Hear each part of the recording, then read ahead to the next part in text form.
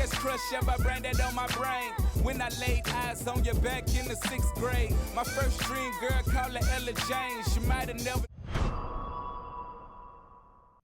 It's 2025 and we have so much information that's out there. You have social media, you have the internet, you have all these different agencies that had information on working with veterans or the VA home loans.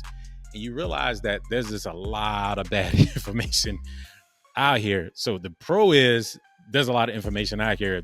The cons also is there's so much information out here and you have no idea what is true. In this episode, we're going to talk about just 3 misconceptions that I hear all the time about the VA home loan. And I just want to put it to rest. I got to put it to rest today. And it's not even what I hear on social media. A lot of times it's what I hear from realtors, is what I hear from being in a real estate market, that things are just not true. And I want to go with those today just to make sure that we put all that to rest.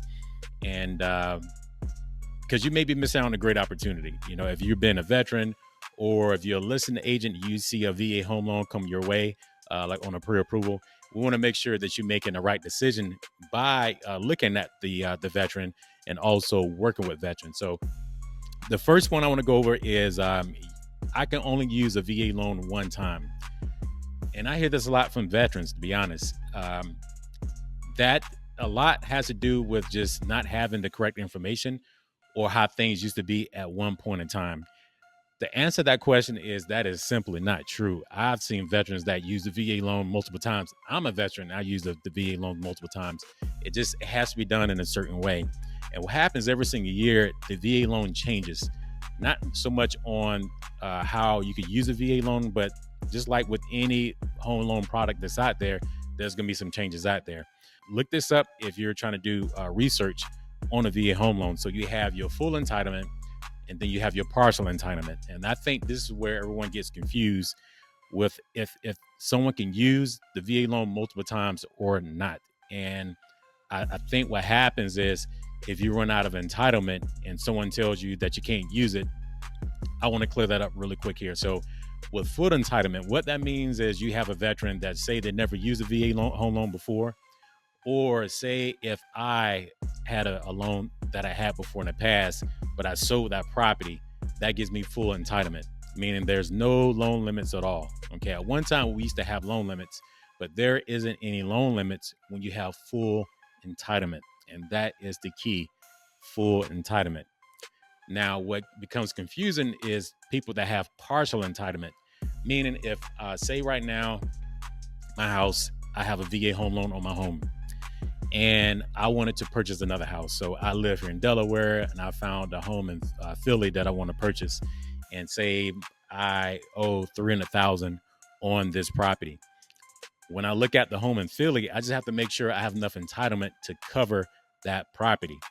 So once you have partial entitlement, that's when you have limitations that's there, but it's still a way around that.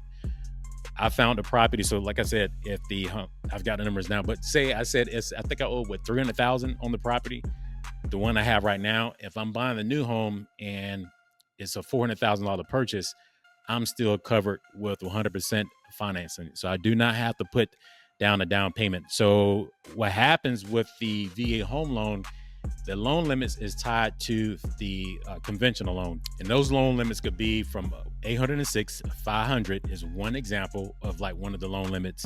And in certain areas, I go up to 209, 750. So 1.29, 750 as a loan limit. It just depends where the home is located. And what I'm referring to is for single family residence. I'm not talking about second, third, and fourth units. Just for simple math today, we're looking at just your single family residence. So if your house is less than 800,000 to 806,000, even if you have 3 homes, if it's underneath that umbrella, you're fine. Once you cross over that loan limit, so say you bought a house and the max is 806, 500,000, and you bought a house that's 810, right? You are officially over that limit. So what happens is, yes, there is a down payment, but there's a down payment 25% of whatever that difference is. So if you have a difference of 30,000, 40,000, 50,000, that's over that loan limit, you just simply multiply that times 25%, and that's how much of a down payment that you have to bring to the table. It's not 25% down payment. It's 25% of that difference beyond that loan limit. So that's probably one of the bigger misconceptions that I see. And I know it can be a little confusing, but that's why it's so important for you to speak to a lender or a broker that understands the process. So you, like I said, you have your full entitlement, with no income limits, and the other one would be not income limits, loan limits, and you have your partial entitlement, and that's, you have to go with the Fannie Mae loan limit for that area. Like I said, you have to look at the certain areas because every state, every county, they all have different loan limits. So you want to make sure you choose the correct one. And I'm gonna give you a way to look that up. So I'm gonna put a link down in the description below that's gonna allow you to look at the different areas. So it doesn't matter if you're in California, if you're in Florida, if you're in Texas, or if you in the tri-state area, you can look up those areas and find out what those limits are. So you can take a look at it, but I always prefer you to speak to someone that understands how the entitlements work. The second thing is that and this is more so the general knowledge of the VA home loans, that VA home loans can be tough. To me, it's the complete opposite. The reason why you see a lot of lenders and loan officers and just people that surround a lot of veterans, we love the VA home loans for multiple reasons. But one of the main reasons why we love about it is it's not as conservative as a Fannie Mae product, which would be conventional, or even FHA and USDA. VA gives that veteran a lot of room for error. Okay. I love that. And not only that, when it comes to underwriting, the underwriting process, to me, it seems like it's a lot easier because it's another level of understanding or room for error with that veteran than it would be for your traditional person. So that's what I like about it. So a lot of times I see the debt ratios could be a little bit higher.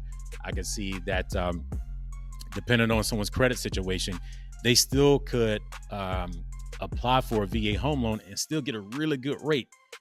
And to me, that is wonderful. And by me being a veteran, that it speaks, volumes to me, because I can have like a 630 credit score and my rate may be the same as someone that has a 700 credit score. So they're just looking at the veteran for themselves. And for the most part, giving you the benefit of doubt by being a veteran. And I love that about that. So yes, it's not a hard loan to underwrite. I see these VA loans going through, probably, like I said, the easier loans for me to do. If I could do 100% VA loans, I would. And that's how much I would like them because of the process. And with the lenders that we use, we make it so that it's just a simple process for the veteran. So it's smooth for them and also for everyone that's a part of that transaction if it's a purchase.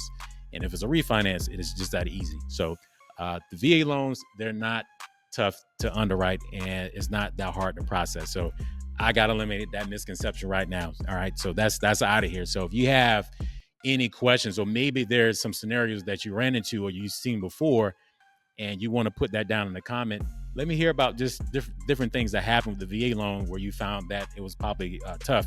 But what you're here for the masses, that the VA home loan process was pretty simple. Okay. The third one that I want to go over is the VA loan is for people that have bad credit, or I don't know. And I think FHA get the same bad rap for some reason. And it's for veterans. And as you know, with a veteran, you have people that are enlisted, you have people that are officers, you have people that are professionals now, CEOs of companies that was in the military at one time. The benefit by going with a veteran is the fact that they have more options. Like me as a veteran, I can go with a VA home loan. I could go with an FHA. I could go with a conventional loan. I could go with a non-QM product, meaning that I could go with the self-employed type of loan. I have more options because I am a veteran. So what we do there is I can look at, the option of going with the VA loan or should I go conventional? And then we just compare the pros and cons to see which direction we want to go. It's not that that's the only option that we have. Sometimes it just makes more sense for that veteran to use the VA home loan versus going conventional or FHA or USDA or non-QM. So none of that you would know, right? So you're not speaking to the loan officer or the broker directly. You're just seeing the pre-approval that's there showing that they're going with the VA loan. But my thing is, if you're listing the property or you're a seller and you see there's a veteran that's looking to purchase your property, hell, they're a veteran. So we signed up, to risk our lives for this country. And to me, that should be one of the first people that you should choose. And you can do what you want to do, but my thing is if that veteran choose to fight for your country, to me, that should be like one of the top pre-approvals to look at. The same thing if you're a listing agent and you see that a VA home loan is coming that way, you can easily call the loan officer, call the lender, and just ask questions like you guys normally do. So, how's the credit? Are they going to put any money down? Whatever the questions may be, you could get more insight on that actual veteran by simply just picking up the call or sending an email. So you can speak to me or speak to that loan officer or the lender that's working with that veteran.